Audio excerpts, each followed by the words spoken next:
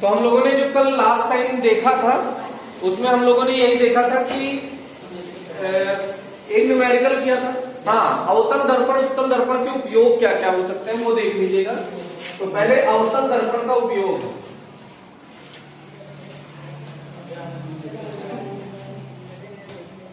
आपने अवतल दर्पण के क्या क्या उपयोग हो सकते हैं देखिए। अच्छा ये देखिए बोर्ड पे देखिए एक मिनट। यह अवतल दर्पण अगर है और इसके फोकस पे प्रतिबिंब बिंब रख दो, वस्तु इसके फोकस पे रख दो, तो इसका बालिका अगर इसके फोकस पर वस्तु रख दो तो इसका प्रतिबिंब कहां बनेगा? अनंत पर बनेगा ना। कैसे बनेगी ये तो जानते ही होंगे। समांतर आएगी, फोकस से जाएगी, वो सॉरी फोकस से आएगी तो समांतर जाएगी, फोकस से आएगी तो समांतर जाएगी, फोकस से आएगी समांतर जाएगी, फोकस से आएगी समांतर जाएगी। सब किरणें समांतर हो गई ना। तो टॉर्च में इसका उपयोग कर सकते हैं कि नहीं?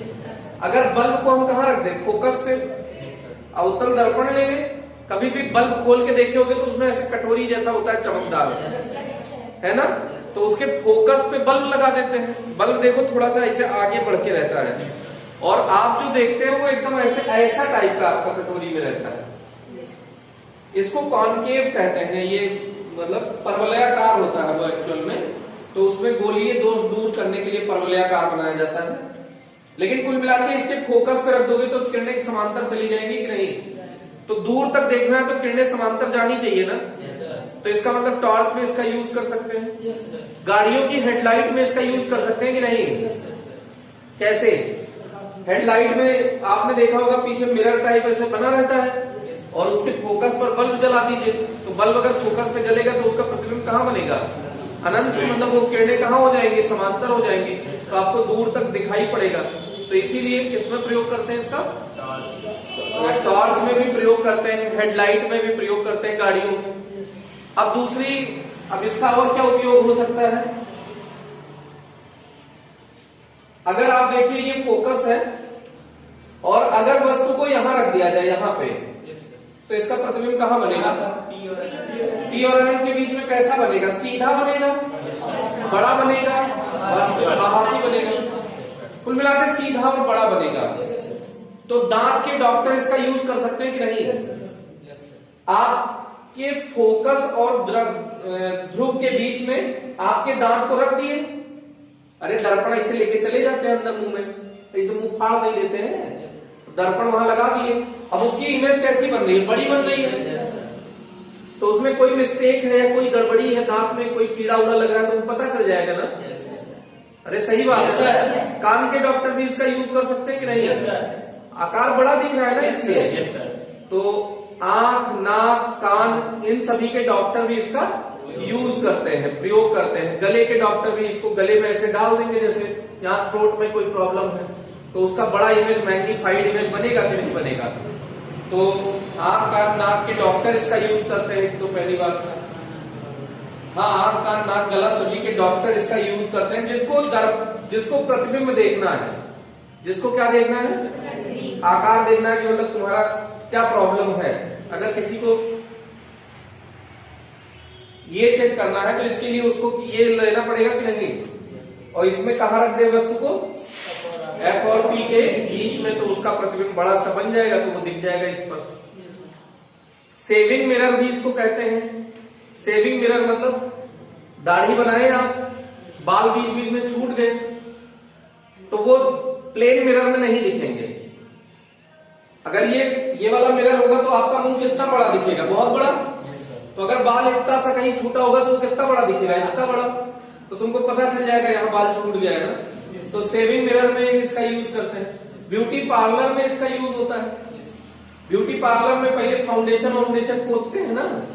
अब पता चला कहूं फाउंडेशन ज्यादा लग गया कि कम लग गया, इसको देखने के लिए पहले उसको मिरर को सामने रखिए तो उसका बड़ा इमेज बन गया ना। इस मुंह का ऐसे कह लो जूम हो गया पूरा मुंह। तो कहाँ पे क्रीम, वो पाउडर ज्यादा लग गया, कहाँ पे कम लग गया, उस पर फिर लेपन पोतन दोबारा हो सकता है ना। अरे नहीं, पीओपी जब करते हैं ना मुंह का पीओपी नहीं करते शादी वादी में, तो उस पीओपी में आपको पता चल जाएगा कि यहाँ ज्यादा क्रीम लग गई है या पाउडर यहाँ ज्यादा लग गया, यहाँ कम लग गया है। तो ब्यूटी पार्लर मिरर के फॉर्म में भी इसका यूज किया जाता है। तो ये सब इसके यूजेस हैं। अच्छा, परावर्तक दूरदर्शी अभी आगे लास्ट में पढ़ेंगे, रिफ्लेक्टिंग टाइम टेलीस्कोप। तो परावर्तक दूरदर्शी में भी इसका उपयोग किया जाता है। ठीक भाई, तो ये इसके उपयोग हो गए। अब दूसरा आता है अवतल दर्पण था, तो उत्तल दर्पण का भी कुछ उपयोग होना चाहिए। तो उत्तल दर्पण का क्या उपयोग है, देखो इसमें देखिए, इस पूरे क्षेत्र का अगर इतने दूर का देखो समान, इससे अगर किरणें इसमें आएंगी ना, तो यहां छोटा सा इमेज इसका बना देंगे कि नहीं, इतने दूर का इमेज, मतलब ये किरणें अगर आई हैं, टकरा के इधर गई हैं, इस पे मिरर पे टकराएगी ना, सॉरी, टकरा के इधर आई, तो ये बढ़ के यहाँ पे इसका प्रतिबिंब बन जाएगा कि नहीं। ये किरणें आई, टकरा के इधर गई, तो इसको पीछे बुलाइए, तो यहाँ प्रतिबिंब बन जाएगा। इतने ढेर सारे क्षेत्र का इतने छोटे क्षेत्र में प्रतिबिंब बन गया। इसका मतलब बैकलाइट मिरर के फॉर्म में यूज कर सकते हैं ना, back mirror, back view mirror, जो आपकी गाड़ियों में पीछे देखने के लिए लगा होता है मिरर, उसपे आपने देखा होगा, उसमें देखे तो पीछे के बहुत सारी चीजें आपको दिख जाती हैं। अरे पीछे का बहुत बड़ा क्षेत्र कवर हो जाता है, लेकिन उसका इमेज बहुत कम स्पेस में बन जाता है। उतना बड़ा मिरर और पीछे ट्रक और कार वार सबका इमेज बना देता है। अब उसमें लिखा भी होता है, आपने कभी गलती से अगर पढ़ा हो, objects in the mirror are closer than they appear. कभी पढ़े हो गलती से, objects in the mirror are closer than they appear. जो उसमें वस्तुएं हैं वो आपके पास हैं जितना कि उसमें दिखाई दे रही है। जैसे ट्रक आपको बहुत पीछे दिखाई दे रहा है, तो इसका मतलब वो पीछे नहीं है, एकदम जस्ट खोपड़िए पे है। अगर यहीं से अचानक तुमने देखा, अच्छा बैक व्यू देखा और तुमको लगा ट्रक बहुत पीछे, तुमने मोड़ दिया, तो ट्रक तुमको उड़ा देगा, पक्की बात है, क्योंकि वो जस्ट पीछे है। अच्छा, भारत देश में पढ़े लिखों की संख्या कितनी है? बहुत कम। व्हीकल कितने लोग चलाते हैं? बहुत ज्यादा, मतलब गाड़ियां बहुत लोग चलाते हैं, और उसमें लिखे किसमें है? अंग्रेजी में। जानते कितने लोग अंग्रेजी हैं? बहुत कम लोग। ज्यादातर लोगों को तो, तुम लोगों में से ही किस, अधिकतर लोगों को ये याद ही नहीं था, बताओ कि क्या लिखा रहता है।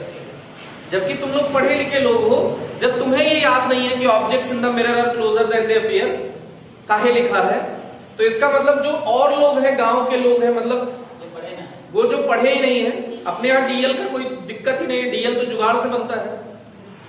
डीएल तो इस पे खर्च करके, ड्राइविंग लाइसेंस आपको बनवाना है, ये खर्च करिए, ड्राइविंग लाइसेंस बन जाएगा। तो ड्राइविंग लाइसेंस के लिए पढ़ा लिखा होना बिल्कुल जरूरी नहीं है। अब जो पढ़े लिखे नहीं है, वो इंग्लिश में उस पर लिखा है, कितने लोग समझ जाएंगे? कितने लोग समझ जाएंगे? 1% 2% लोग हैं। जो बड़े शहरों के लोग हैं वही समझ सकते हैं कि objects in the mirror are closer than they appear. इसका मतलब है जो वस्तुएं दर्पण में दिखाई दे रही हैं वो उतनी दूर नहीं है जितनी दिखाई दे रही हैं, बल्कि वो समीप है। कितने लोग जानते थे ऐसे लिखा है? बताओ, इसमें से एक आध लोग जानते रहेंगे या कोई नहीं जानता रहा होगा। आप सोचिए कितनी बड़ी बात है। और भारत देश में क्या लिखा होता है? Objects in the mirror are closer than they appear. भाई अच्छा, ऐसा लिखा क्यों होता है? भारत वाले किसी को प्रतिबद्ध नहीं करते हैं, उनको मजबूरन उनसे लिखवाना चाहिए। ये गाड़ियां जितनी भी बनती हैं सब फॉरेन कंट्रीज की गाड़ियां, तो उनको सुटेबल किस में होगा? इंग्लिश में लिखना, तो इंग्लिश में प्रिंट कर देते हैं। अगर भारत सरकार ने इस पे एक्शन लिया होता, है बहुत छोटी सी बात, लेकिन कभी इस पे ध्यान नहीं दिया होता। अगर हिंदी में लिखा होता ऐसे, तो सब लोग जानते हैं ना कि इसका मतलब यही है। ऐसे लिखा होता कि जो वस्तुएं दर्पण में दिखाई दे रही हैं वो अपेक्षाकृत समीप है। पढ़े लिखों की संख्या ज्यादा है, मतलब 65-70% तो पढ़े लिखे ना, बाकी अंगूठा टेक है। सर हिंदी सब थोड़ी ना पढ़ते हैं, मैक्सिमम लोग हिंदी पढ़ सकते हैं। क्यों नहीं पढ़ सकते हिंदी?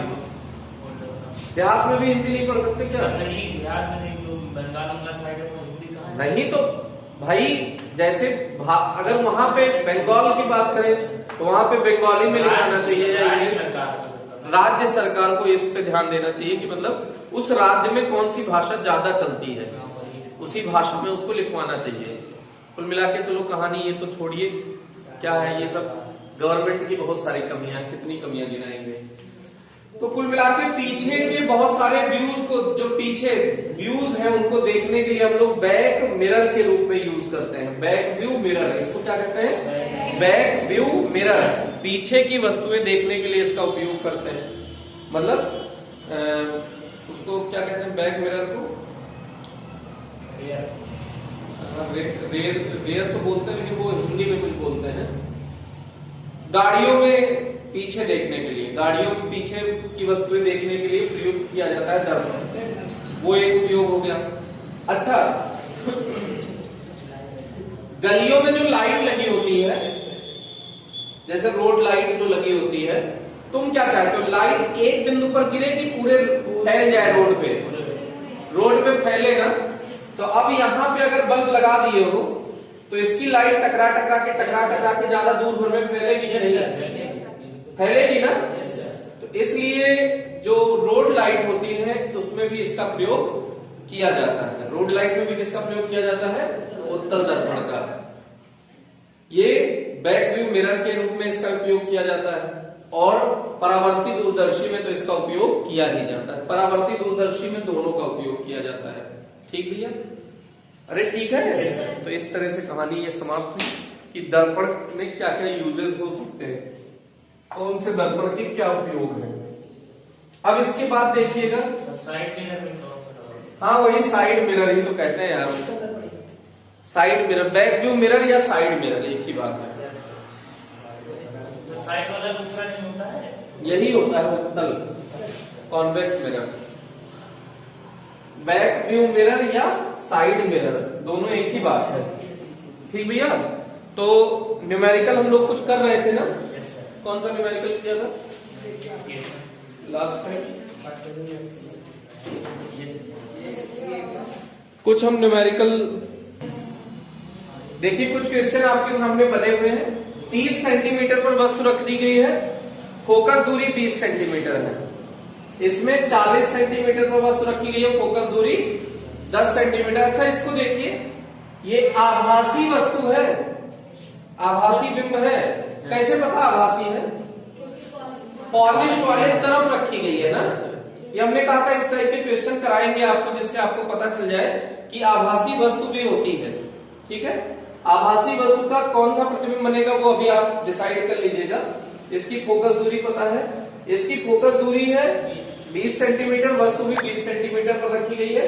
इसकी फोकस दूरी 40 सेंटीमीटर पर है, 40 सेंटीमीटर है, वो वस्तु 20 सेंटीमीटर पर रखी गई है। पहले ओरल आइडिया करते हैं कि कहाँ रखी है कौन सी वस्तु, प्रतिबिंब का आंसर क्या आना चाहिए। पहले ये बताइए कौन सा दर्पण है? कॉनकेव मिरर है ना, अवतल दर्पण। अवतल दर्पण में ये कहाँ रखा हुआ है वस्तु? सी और एफ के बीच में। कहाँ रखा हुआ है? सी और एफ के बीच में, क्योंकि इसका फोकस 20 है तो वक्र का केंद्र 40 हो जाएगा। 40 और 20 के बीच में ही तो रखी है, तो इसका प्रतिबिंब कहाँ बनेगा? सी और अनंत के बीच में। मतलब कितने से ज्यादा आना चाहिए आंसर?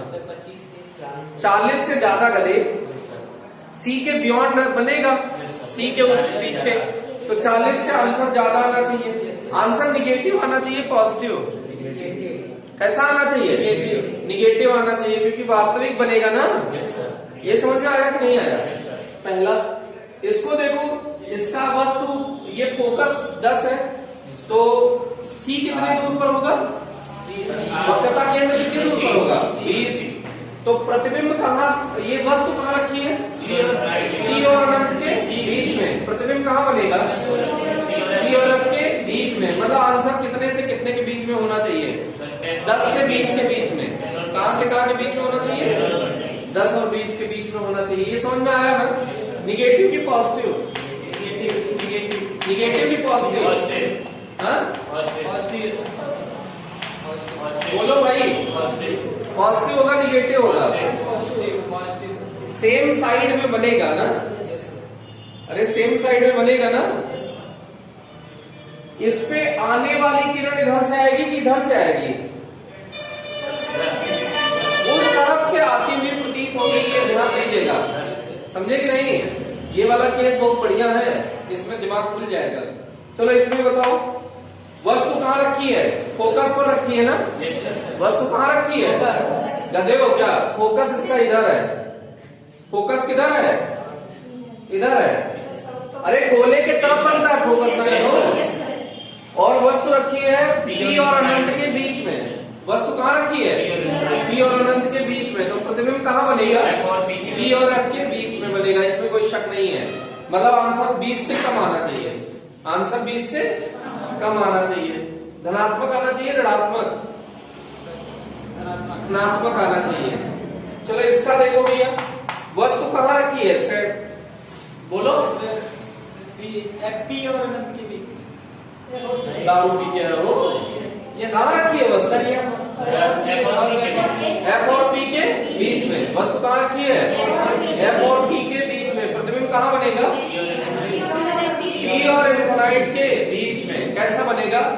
सीधा, वास्तविक।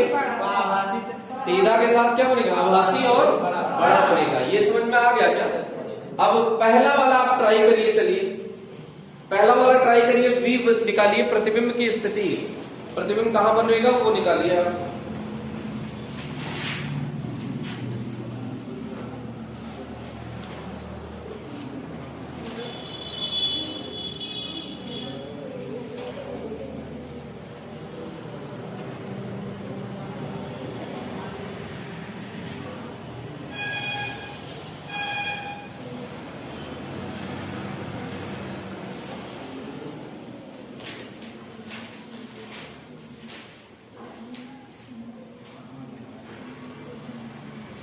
आंसर आए तो तुरंत बोलिएगा।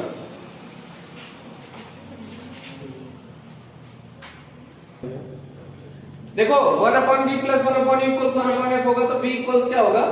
uf upon u minus f। एक लाइन का कैलकुलेशन है। u कितना है? -20 का है। देखो पॉलिश इधर हुई है तो आपतित किरण इधर से जाएगी ना दर्पण पे? बोलो।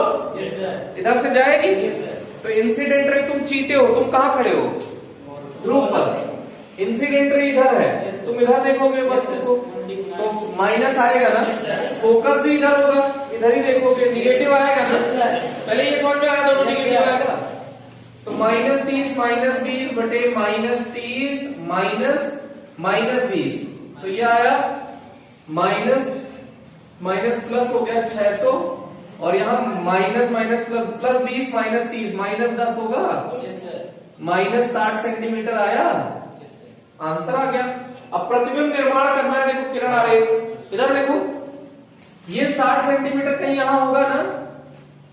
तो परावर्तित किरण कहां मिला दीजिए? जहां पे 60 सेंटीमीटर हो। ये टकराई, ये गई मिली, ये किरण आरेख हो गया।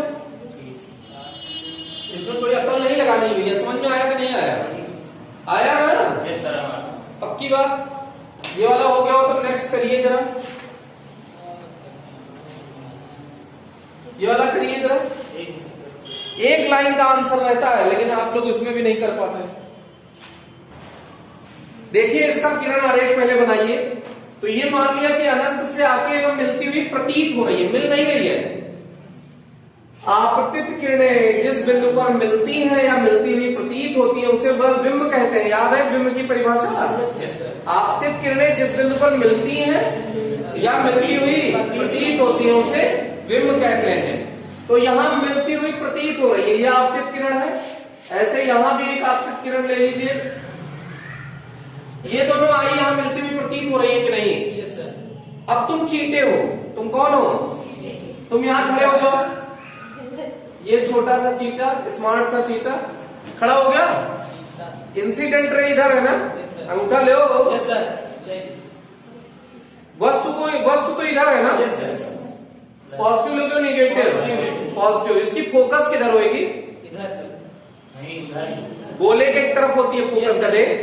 तो फोकस किधर होगी? इधर। तो ऐसे करो, फोकस भी देखने के लिए इधर ही घुमाना पड़ेगा। तो U और F दोनों पॉजिटिव होगा। ये बात समझ में आई कि नहीं आई? नहीं आई ना? ले आंसर लो। एक लाइन का आंसर है 1/v plus 1/u equals 1/f। तो v equals uf upon u minus f हो जाएगा। रखो मान लो आंसर। u की वैल्यू बोलो -40 कितना, वेरी गुड, +40 लिया जाएगा। एफ की वैल्यू +10, 40 - 10 तो क्या आ जाएगा सीधे आंसर 400/30। डिच्चिक हो गया 40/3 ये सेंटीमीटर। ये कहाँ है, 40 के उधर है कि 40 के अंदर है? 20 और 40 के बीच में। ये इसकी वैल्यू लगभग होगी 15 के 45, 13 के 39, 13.3 होगी ना। 13 तो कहीं यहाँ होगा ना, तो इसका प्रतिबिंब बनाइए चित्र द्वारा। तो देखो इसका मतलब है ये किरण ऐसे गई होगी, टकराई होगी तो ऐसे लौट गई होगी, ऐसे इसको देखिए टकराई होगी, ये टकरा के ऐसे लौट आई होगी, तो यहाँ प्रतिबिंब बन गया। अरे बन सकता है ना, अद्भुत था कि नहीं था, है ना, एकदम डिफरेंट टाइप का क्वेश्चन है। इस टाइप का अगर क्वेश्चन आपने समझ लिया होगा तो चिन्ह का गारंटी है कि कोई कंफ्यूजन अब जिंदगी में नहीं रह जाएगा। समझ में आया कि नहीं आया भाई, आया ना। चलो नेक्स्ट क्वेश्चन लो, देखो एक लाइन का आंसर है यार, झंडू हो एकदम। इसके लिए 1/v + 1/u = 1/f, ये तो फॉर्मेलिटी मार दी जाती है खाली। फिर v इक्वल्स क्या हो जाएगा, uf/u - f। सुनो चीते, तुम यहां खड़े हो जाओ चीते, ठीक, यहां से ये किरण आएगी ना इस पे दर्पण पे, तो आपतित किरण किधर है, तुम चीते हो इधर, आपतित किरण इधर है, इधर है ना उधर, तो वस्तु को देखना इधर ही तो देखोगे, तो निगेटिव होगा कि नहीं। अच्छा गोला इधर बनेगा ना, तो फोकस तो इधर होगा ना, फोकस पॉजिटिव लिया जाएगा बस। तो देखो बोलो u का मान बोलो, -20 -20 फॉर्मूले का माइनस है बेटा, फोकस तो 20 लिख दो प्लस जब से, तो ये देखो कितना हो गया, -400/-40, माइनस से माइनस शहीद हो गया, 0 से 0 10 आ गया सेंटीमीटर, +10 सेंटीमीटर। बोले तो किधर, बोले तो किधर, बोलो कहीं यहां बनेगा ना, तो कैसे बनेगा, इसको बनाओ जरा, देखो इधर, हेलो कैसे बनेगा देखो, ये ऐसे टकराया, टकरा के इधर चली गई, ये ऐसे आई टकरा के इधर चली गई, तो देखो मिलती हुई प्रतीत हो रही है ना, परावर्तित किरणें, सुनो परावर्तित किरणें मिल रही हैं या मिलती हुई प्रतीत हो रही हैं, तो ये क्या होगा, वास्तविक होगा कि नहीं होगा, ये सब वास्तविक गधे आभासी होगा, पॉलिश के तरफ का जो आभासी है, पॉलिश के तरफ जो आभासी है तो छोटा होगा। कुल मिला के इधर ये किरण आ रही, समझ में आया कि नहीं आया, यस सर, ये मिलती हुई प्रतीत हो रही है तो इसलिए आभासी, अगर वास्तविकता में मिले तो वास्तविक, ये हो गया होगा ना। बोर्ड पे देखो भैया, इसके लिए तुम यहाँ पे वस्तु यहाँ रखी है, वस्तु से एक किरण आ रही है, इसमें भेज दो, तुम चीते हो, तुम यहाँ खड़े हो, बस आपतित किरण यहाँ है ना, वस्तु को देखना है तो इधर ही तो देखना पड़ेगा, और फोकस भी देखना है तो इधर ही देखना पड़ेगा, तो दोनों निगेटिव होगा कि नहीं होगा, दोनों निगेटिव होगा, तो 1/v + 1/u = 1/f, ये टाइम पास हो रहा है, तो v = uf/u - f, u का मान बोलो इसमें -40, u -40, f -20, -40 -20, सही बात है ना, सही बात है ना, इतना तो सबने किया होगा, यस सर, ये भी नहीं किया है, किया, सोच लो, यस सोच लो थोड़ा सा गलत क्या, सही है सर, देखना बेटा, +800 आया, -40 + 20 हुआ, 800/20 हुआ माइनस में, ये डिच्चिक हो गया, -40 आया, तुम्हारा तो प्लस आया था कदे, नहीं सर वो बेईमान झूठे बेईमान। अरे वो साइन में थोड़ा दिक्कत है। देखो किरण आ रही, देखो ये यहाँ से यहाँ आई, ये किरणें यहाँ टकराई, यहाँ मिलनी चाहिए, तो इसका मतलब परावर्तन के पश्चात यहाँ से होती हुई जाती हुई प्रतीत होनी चाहिए, सही बात है ना। ये इसका किरण आ रही हो गया, लास्ट न्यूमेरिकल इसको कहिएगा जरा, पहले देखो इसका प्रतिबिंब यहाँ कैसे बना होगा? ये किरणें ऐसे आई होंगी,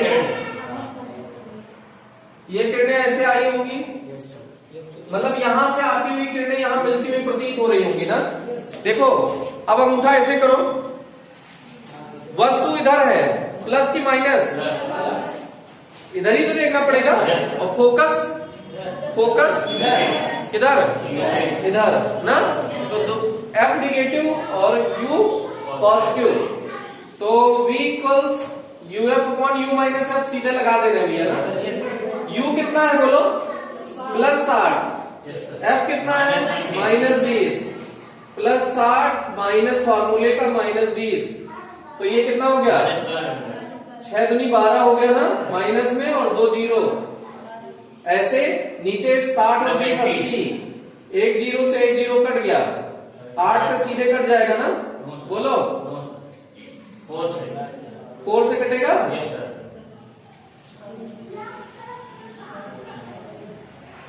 क्यों नहीं कटता? 15 नहीं आ रहा है बेटा, -15 सेंटीमीटर ना, -15 सेंटीमीटर आया नहीं आया? तो देखो -15 सेंटीमीटर का मतलब यहां बनेगा कहीं ना।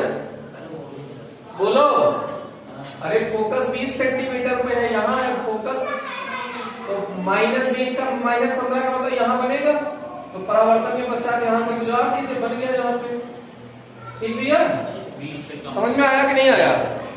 तो इसको आप इस टाइप के न्यूमेरिकल जितने वेरिएशन हो सकते थे सब करा दिया हमने। तो आज के लिए इतना ही रखते हैं। Thank you.